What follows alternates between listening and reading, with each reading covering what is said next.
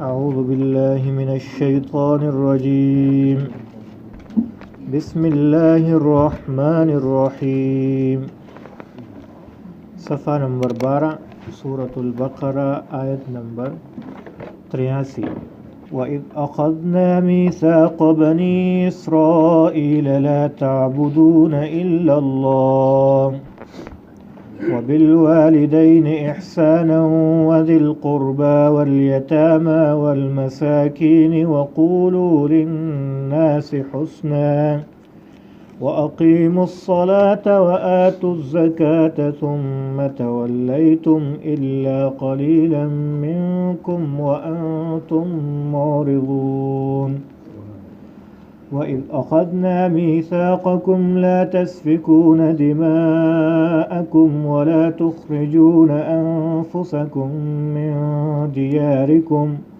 ثُمَّ أَقْرَرْتُمْ وَأَنْتُمْ تَشْهَدُونَ ثُمَّ أَنْتُمْ هَؤُلَاءِ تَقْتُلُونَ أَنفُسَكُمْ وَتُخْرِجُونَ فَرِيقًا مِنْكُمْ مِنْ دِيَارِهِمْ تظاهرون عليهم بالإثم والعدوان وإن يأتوكم أسارى تفادوهم وهو محرم عليكم إخراجهم أفتؤمنون ببعض الكتاب وتكفرون ببعض فما جزاء من يفعل ذلك منكم إلا خزي في الحياة الدنيا وَيَوْمَ الْقِيَامَةِ يُرَدُّونَ إِلَى أَشَدِّ الْعَذَابِ وَمَا اللَّهُ بِغَافِلٍ عَمَّا تَعْمَلُونَ أُولَئِكَ الَّذِينَ اشْتَرَوُا الْحَيَاةَ الدُّنْيَا بِالْآخِرَةِ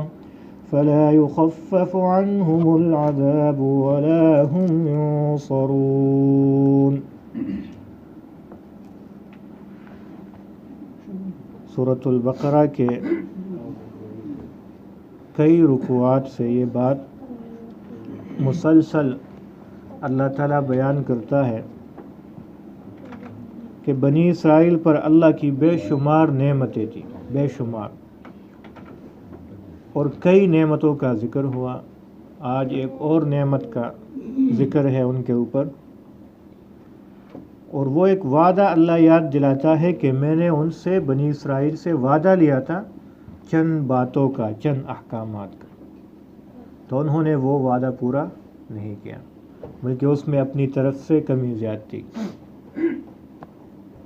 تو کوئی یہ سمجھے گا کہ کسی سے وعدہ لینا یہ تو نعمت نہیں ہوئی، یہ تو اس کے اوپر ایک اضافی بوجھ بن گیا نا۔ وہ وعدہ کیا ہے کہ اللہ کی عبادت کرنی ہے، آپ نے والدین کا خیال رکھنا ہے، ان کے ساتھ اچھا سلوک کرنا ہے، اور اسی طرح یتیموں، رشتہ داروں، مساکین، ان سب کے ساتھ اچھا سلوک کرنا ہے۔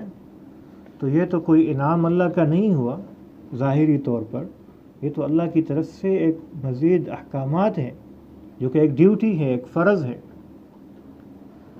تو ان باتوں کو نعمت اس وجہ سے کہا گیا ہے کہ جو شخص یہ عبادتیں بجا لاتا ہے اس کے بدلے میں اللہ تعالیٰ عظیم الشان نعمتیں دے گا، تو جنت کی نعمتیں ہیں۔ تو بذات خود تو یہ نعمتیں نظر نہیں آ رہی، لیکن اس کے بدلے میں جو اللہ دے گا تو وہ بہت بڑی نعمتیں ہیں، تو اس لیے اللہ تعالیٰ نے ان کو بھی انہی نعمتوں کے فہرست میں شمار کیا۔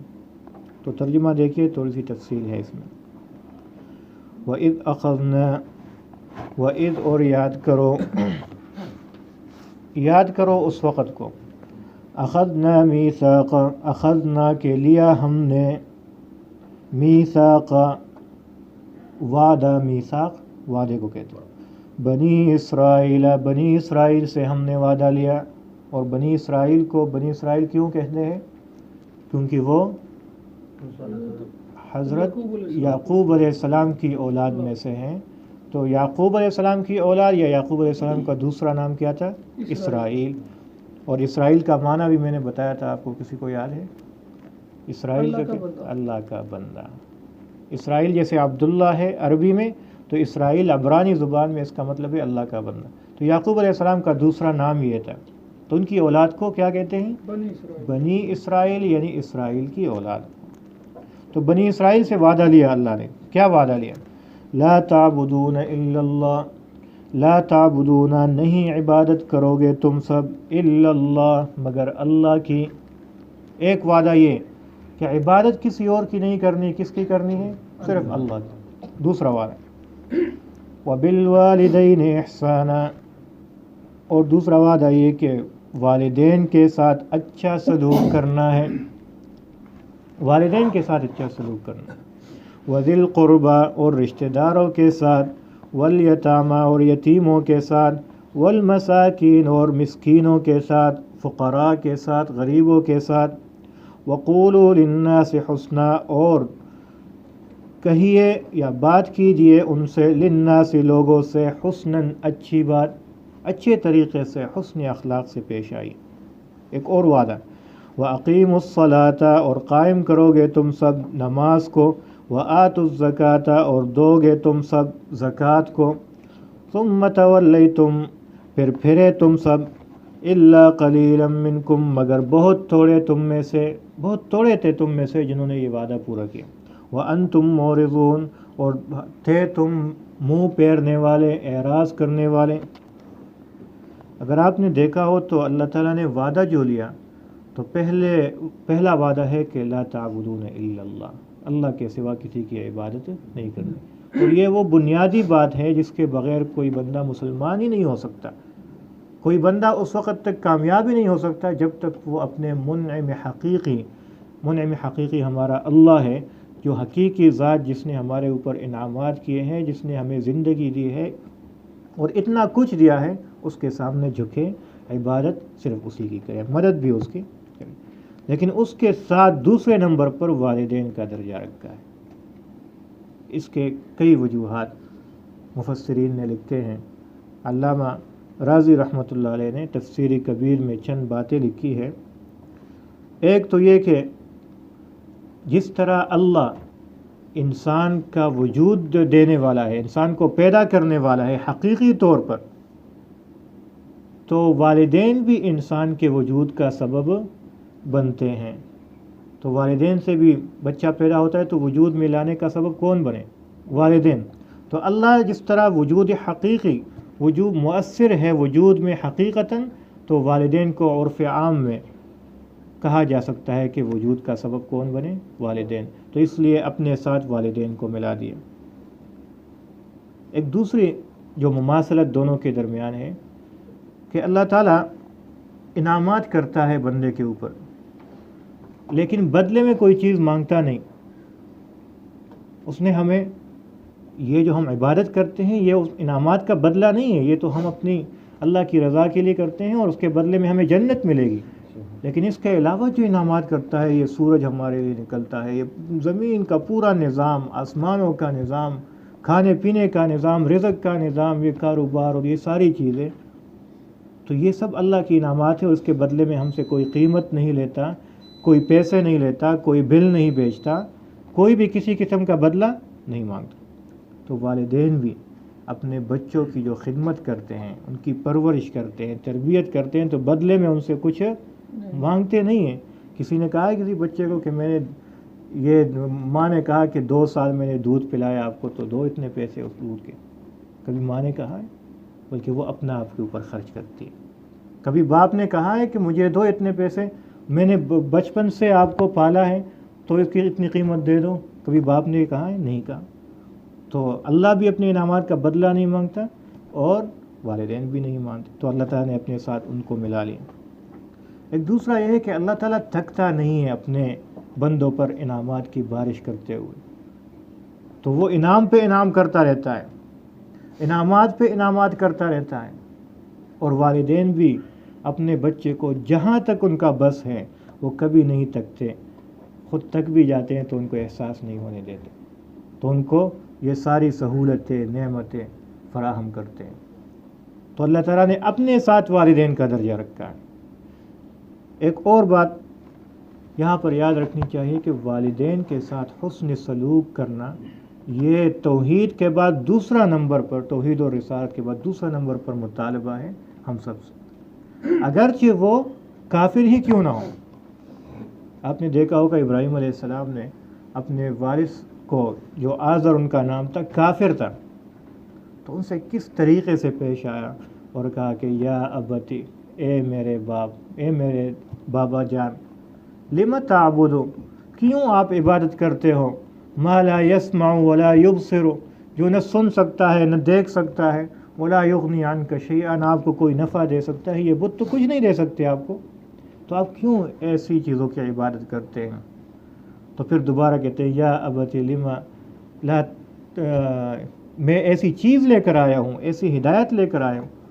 تو نرمی کے ساتھ خوبصورت طریقے سے بات کرتا ہے، اور اس کا باپ، ان کے باپ جو تھے آزر، وہ اور سختی کر رہے ہیں ان کے اوپر کہ ایسی باتیں کرتے ہو، ہم آپ کو نکال دیں گے یہاں سے، اور گاؤں سے نکال دیں گے، اس علاقے سے نکال دیں گے، تو سختی سے پیش آتے ہیں۔ لیکن اس کے باوجود ابراہیم علیہ السلام نرمی سے پیش آتے ہیں۔ اس کا مطلب یہ ہوا کہ والدین اگر آپ کے کافر ہی کیوں نہ ہو، ان کا حق ہے کہ ان کی بات سنی جائے، ان کو آپ عزت دو، ان کے سامنے اف تک نہ ہو کہو۔ قرآن نے کہا ہے وَلَا تَقُلْ لَهُمَا اُفٍّ وَلَا تَنْهَرْهُمَا، اف کا مطلب یہ نہیں کہ ان کو مت ڈانٹو، اس کا مطلب یہ ہے کہ اپنی تکلیف کا اظہار بھی ایسا مت کرو کہ انہیں تکلیف پہنچے۔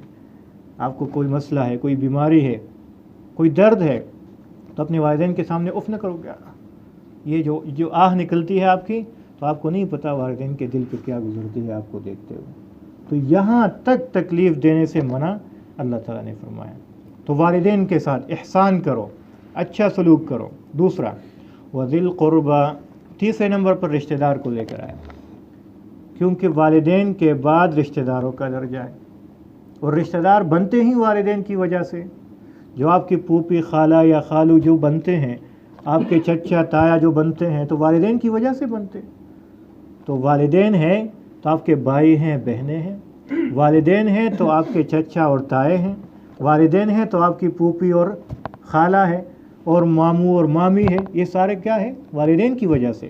تو والدین کا خیال رکھنا ہے، پھر اس کے بعد ان کی نسبت سے جو آپ کے رشتے بنتے ہیں تو ان کا خیال رکھنا ہے۔ اور یہ اس میں بہت غفلت اور کوتاہی کرتے ہیں۔ حدیث میں آتا ہے لا يدخل الجنة قاطع رحم، کہ جو رشتہ داری نہیں پالتا، جو رشتہ داری توڑتا ہے، وہ جنت میں داخل نہیں ہو سکتا۔ اور ایک اور حدیث میں تو آتا ہے کہ رشتہ داری قیامت کے دن اللہ سے جھگڑا کرے گی اور کہے گی کہ یا اللہ، اس بندے نے میرے ساتھ برا سلوک کیا اور اس نے مجھے توڑا، تو اللہ کہے گا جواب میں کیا تو اس سے راضی ہے کہ جس نے آپ کو توڑا ہے میں بھی اس کو توڑ دیتا ہوں آج اپنی رحمت سے، اور جس نے آپ کو جوڑا ہے میں بھی اس کو جوڑ دیتا ہوں، اس پہ تو راضی ہے؟ وہ کہے گی اللہ میں راضی ہوں، جھگڑا کرے گی۔ تو اپنے رشتہ داروں کے ساتھ اچھا سلوک کرنا ہے، رشتہ داریاں پالنی ہے۔ تو میں آ جاتی ہے، حسد آ جاتا ہے درمیان میں، لیکن ہم نے کیا کرنا ہے؟ ان سب کو الگ کرتے ہوئے، خود اپنے آپ کو جھکاتے ہوئے پہل کرنا ہے رشتہ داری کو جوڑنے میں۔ اگلا درجہ والیتامی، یتیموں کے ساتھ اچھا سلوک کرنا ہے۔ یتیم کون ہے؟ یتیم اس کو کہتے ہیں جس کا باپ فوت ہو جائے اور وہ ابھی بلوغت کی حد تک نہ پہنچا ہو، یعنی بچہ ہو، نابالغ ہو، اور اس کا والد کا سایہ اس سے اٹھ گیا، تو اس کو جو مال وغیرہ اس کے وراثت میں یا جو بھی ہے ملا، تو حدیث میں آتا ہے کہ یتیم کیونکہ اپنے لیے کچھ کمائی کر نہیں سکتا اور اپنے مفاد میں کسی مال کو صرف نہیں کر سکتا، اپنا خیال نہیں رکھ سکتا کیونکہ بچہ ہے، تو اس کا خیال رکھنا ہے، یتیموں کا خاص طور پر خیال رکھنا ہے۔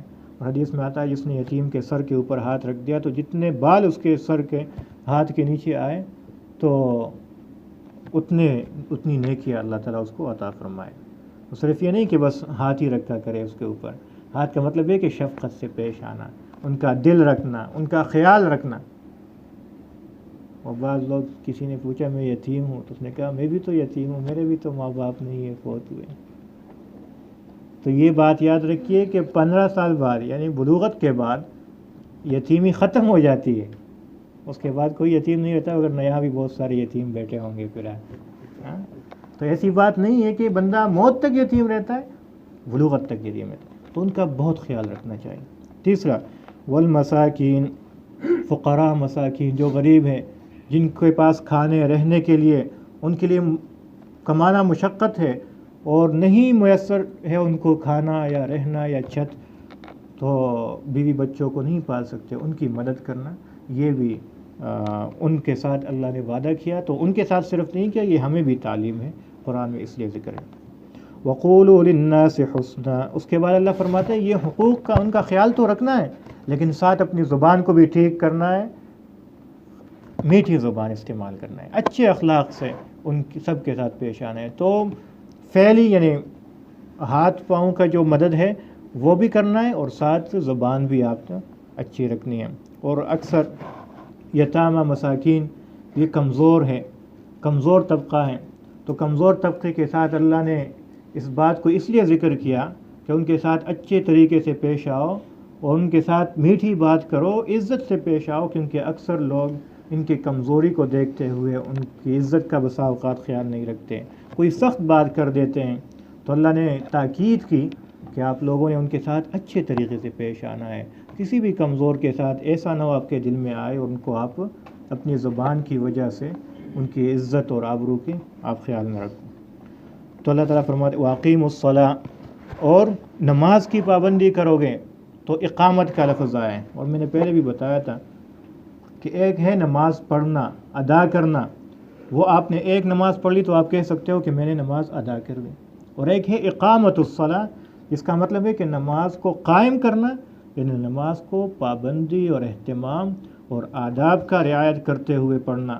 یہ نہیں کہ آج ایک نماز پڑھ لی اور پھر اگلے ہفتے آئے، کبھی ساتھیوں سے میں پوچھتا ہوں یار نظر نہیں آتے مسجد کی طرف، کہا میں تو آتا ہوں مسجد میں روزانہ، میں نے کہا شاید آپ آتے ہوں گے، مجھے نظر نہیں آ رہے ہوں گے۔ تو ان کا مطلب یہ ہے کہ میں ایک جمعے کو بھی آتا ہوں، اگلے جمعے بھی آتا ہوں، ہر جمعہ آتا ہوں، تو یہ نماز صرف جمعے کو فرض ہے؟ یہ روزانہ فرض، تو روزانہ آنا ہے۔ تو 5 وقتہ نماز پڑھنا ہے، پھر صرف پڑھنا نہیں ہے، آداب کا رعایت کرتے ہوئے۔ تو وآتوا الزکاۃ، اور زکوٰۃ ادا کرو۔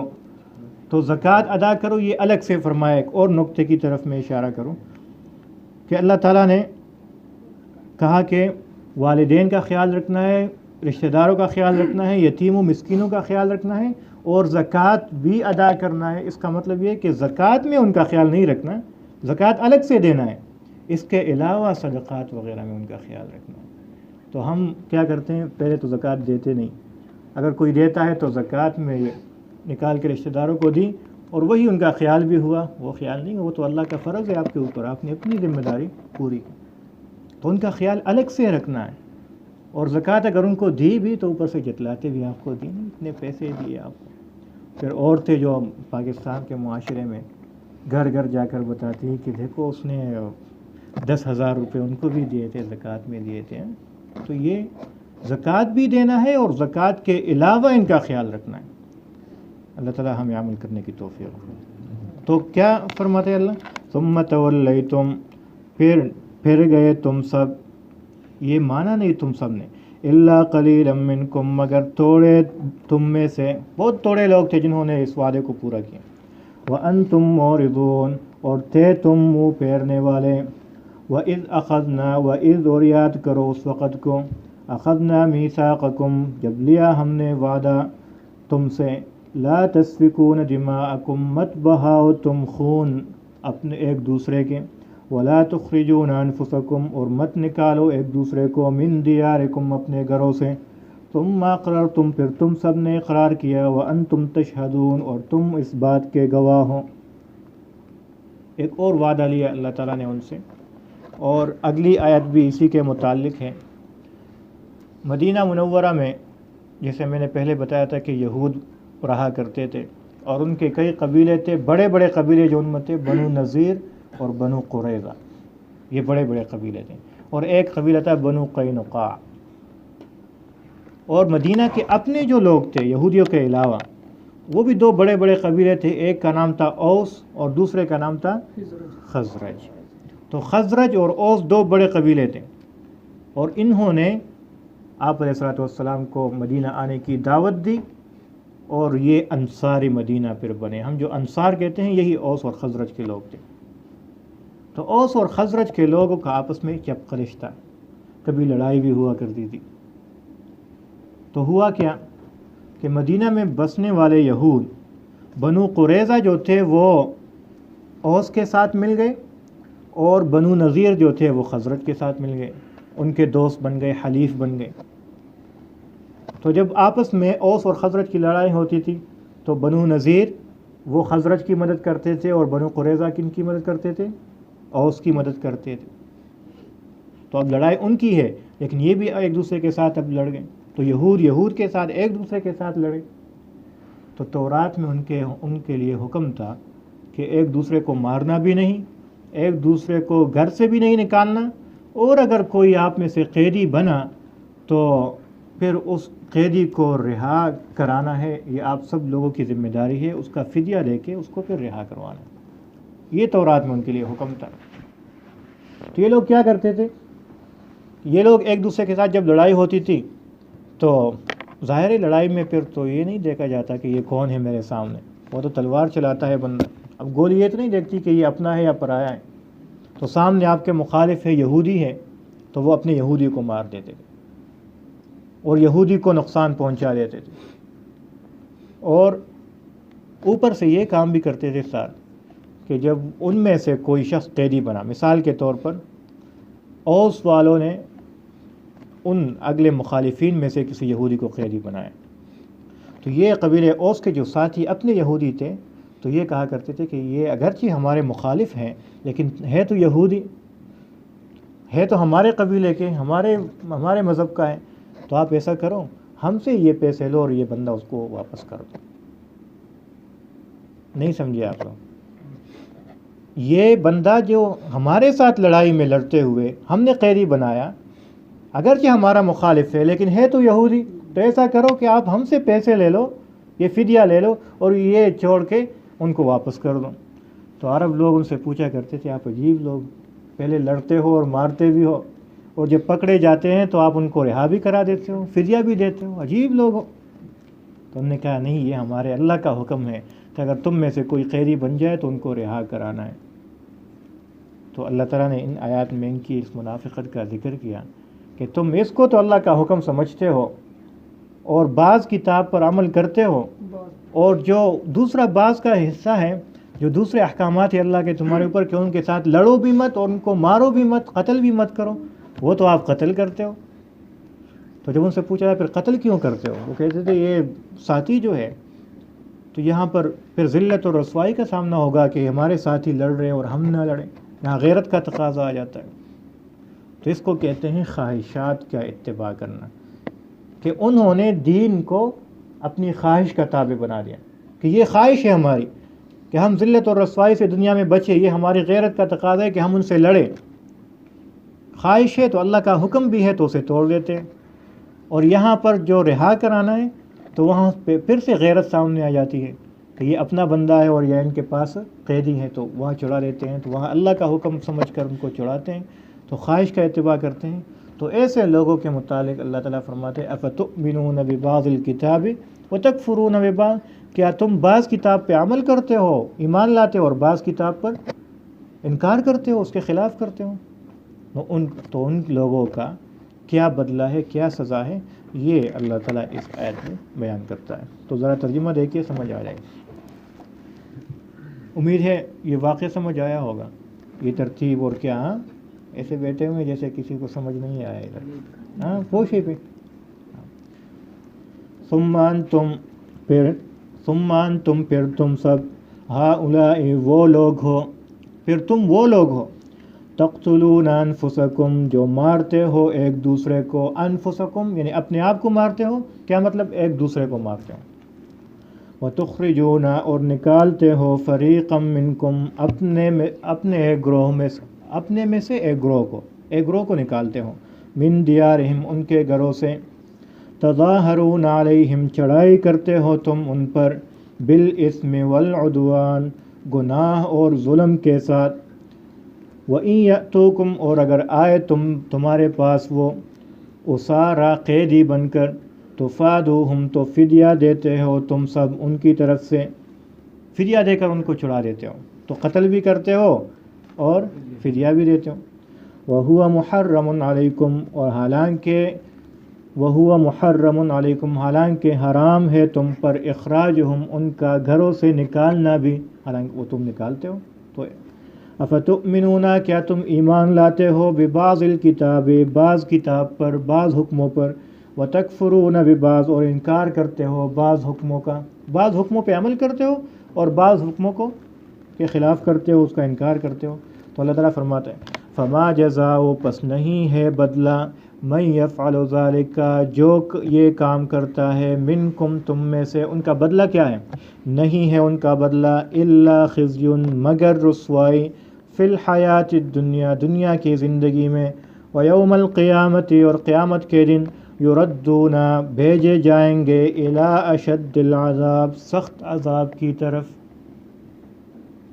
دو عذاب اللہ نے ذکر کیے، ایک دنیا میں رسوائی کا اور دوسرا قیامت کے دن سخت عذاب کا۔ اور آج یہی حالت ہماری ہے، یہی حالت ہماری کہ ہم بعض باتیں بعض احکامات پر عمل کرتے ہیں، کیونکہ اس میں کیا ہوتا ہے؟ ہماری خواہش ہوتی ہے، اور جب مشکل آتا ہے ہماری خواہش کے خلاف کوئی بات آتی ہے تو وہاں پر ہم رک جاتے ہیں، اس پہ عمل نہیں کرتے۔ تو اللہ تعالیٰ فرماتے ہیں ایسے لوگوں کو میں دنیا میں بھی رسوا کروں گا اور آخرت میں بھی سخت عذاب ہے۔ آج آپ دیکھیں مسلمان کہاں پر رسوا نہیں ہے، ہر جگہ دب کر زندگی گزار رہا ہے، چاہے اپنے ملک ہو، مسلمان ملک ہو یا غیر ملک ہو، ہر جگہ پر مسلمان کیا زندگی گزار رہا ہے؟ رسوائی کی زندگی گزار رہا ہے، اور آخرت میں بھی سخت عذاب ہے۔ پھر ایسے لوگوں کے لیے جو اللہ کے بعض احکامات پہ عمل کرتے ہیں اپنی خواہش کے مطابق، بعض پہ نہیں کرتے۔ اس لیے ہمیں حکم ہے کہ تم سب ادخلوا فی السلم کافہ، اسلام میں پورے کے پورے داخل ہو جاؤ۔ اگر ماننا ہے تو پورے کا پورا ماننا ہے کہ جو بھی اللہ کا حکم آئے گا میں اس کے لیے تیار ہوں۔ تو ہم کیا کرتے ہیں؟ اپنے لیے راستہ نکالتے ہیں اور عمل نہیں کرتے۔ اس لیے اپنی زندگی پر نظر ڈالنی چاہیے کہ ہماری ناکامی کا، ہماری رسوائی اور ذلت کا وجہ کیا ہے؟ وجہ یہی ہے کہ ہم اللہ کے احکامات پر پورے کے پورے عمل نہیں کرتے، اپنی خواہش کو درمیان میں لاتے۔ تو اللہ تعالیٰ فرماتا ہے وَمَا اللَّهُ بِغَافِلٍ اور نہیں ہے اللہ بغافل غافل عما تعملون جو کچھ تم کرتے ہو، تمہارے اعمالوں سے اللہ غافل نہیں ہے۔ تم یہ مت سمجھو کہ ان کے اوپر تو یہ عذاب آیا ہو تو دنیا میں رسوا ہوئے اور تم نہیں رسوا ہوگے، ہم بھی رسوا ہو رہے ہیں۔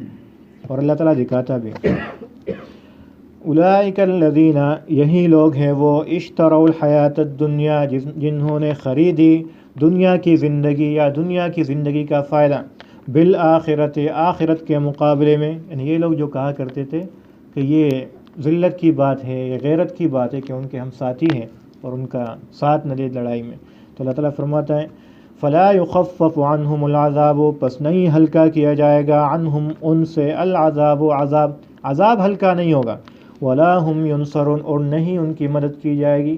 کیا مطلب؟ کہ جہنم میں جب جہنمی ہوں گے تو نہ تو ان کا عذاب ہلکا کیا جائے گا کہ یار اس شخص نے بہت زیادہ سزا کاٹی۔ دنیا میں تو اگر بہت زیادہ سزا کسی کو ملتی ہے تو کبھی کبھی تو اس پہ رحم کر جاتا ہے، وہ عذاب دینے والا بھی کبھی تو اس کے دل میں ترس آ جاتا ہے اور اس سزا میں کمی کر دیتے ہیں، کوئی اپیل کر دیتا ہے، کوئی صدر اس میں سزا میں کمی کر دیتا ہے، یا کوئی خاص موقع آتا ہے تو سزا میں کیا ہو جاتی ہے؟ کمی، 1 سال 2 سال کی کمی ہو جاتی ہے۔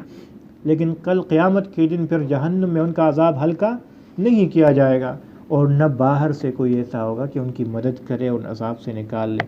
وہاں پر سب بے بس ہوں گے اور جو فرشتوں کی مرضی ہوگی وہی کریں گے، جو اللہ کی مرضی ہوگی وہی ہوگی۔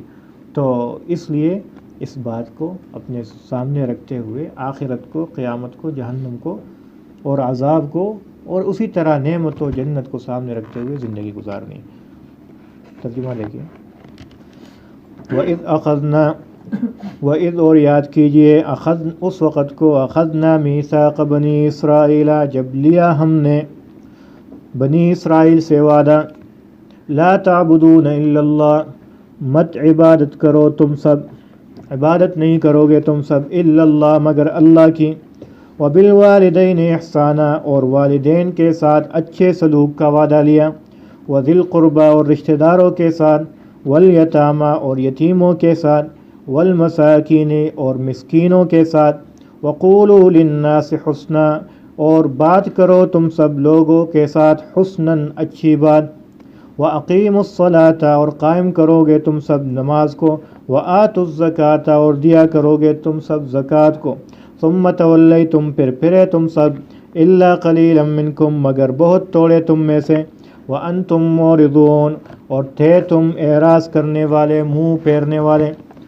وَإِذْ اور یاد کرو اس وقت کو، اخذنا میثاقکم جب لیا ہم نے تم سے وعدہ، لا تسفکون دماءکم مت نہیں بہاؤ گے تم سب اپنا خون، یعنی ایک دوسرے کا خون، ولا تخرجون انفسکم اور نہیں نکالو گے تم سب اپنے آپ کو، یعنی ایک دوسرے کو، من دیارکم اپنے گھروں سے، ثم اقررتم پھر اقرار کیا تم سب نے، وانتم تشہدون اور ہے تم اس بات پہ گواہ بھی، ثم انتم پھر تم، ہؤلاء وہ لوگ ہو، تقتلون انفسکم کہ مارتے ہو تم ایک دوسرے کو، قتل کرتے ہو ایک دوسرے کو، وتخرجون اور نکالتے ہو، فریقا منکم ایک گروہ اپنے میں سے، من دیارہم ان کے گھروں سے، تظاہرون علیہم چڑھائی کرتے ہو تم ان پر، بالاسم گناہ کے ساتھ، والعدوان اور ظلم کے ساتھ، وَإِن يَأْتُوكُمْ اور اگر آئے تمہارے پاس وہ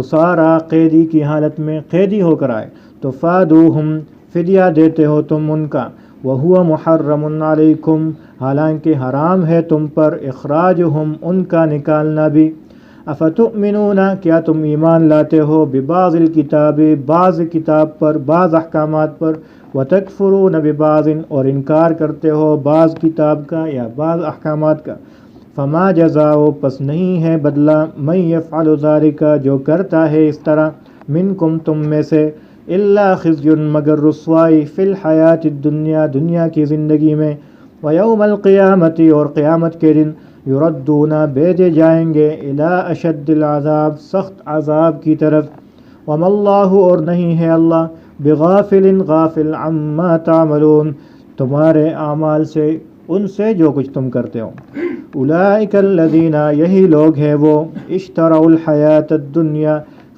جو خریدتے ہیں دنیا کی زندگی کو، بالآخرت آخرت کے مقابلے میں، فلا یخفف عنہم پس نہیں ہلکا کیا جائے گا ان سے، العذاب عذاب کو، ولا ہم ینصرون اور نہیں ان کی مدد کی جائے گی۔ صدق اللہ العظیم۔